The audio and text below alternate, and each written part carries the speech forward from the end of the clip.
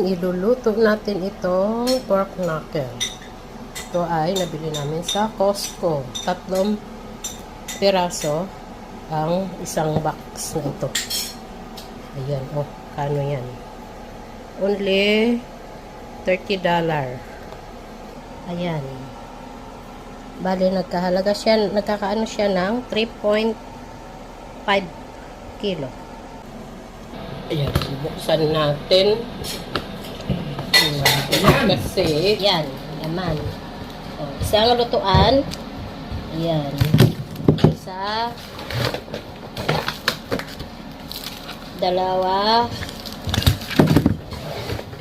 Tatlo. Ayan. Tatlo sa isang box. Ito ay cook na siya. I-air fryer na lang natin itong ating ayan, ilalagay ko siya sa air fryer at dito ko siya iluluto. Ayan, kasya naman pala. Ayan, kasya siya sa ayan, isa lang na natin ito at ayan, ano natin sa 200.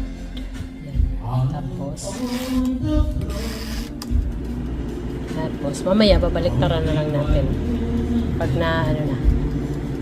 Yan. Ayan na. Luto na po siya. It's ready. Tingnan mo. Sobrang lutong. O, diba? I-slice na natin yan. Ayan, mainit-init pa.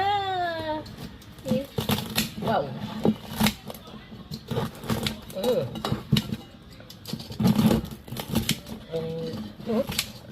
Wow. Yan. Ito yan hanggang ano. Yan, tingnan niyo yung slice ko. Nag-ikot pa kasi. Yan. Lambot. Ayan.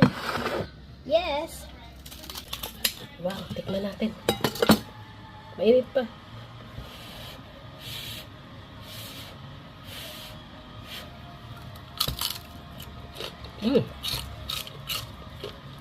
Ang sarap. Mainit pa yan, ha? Malutong na. Sarap. Yummy.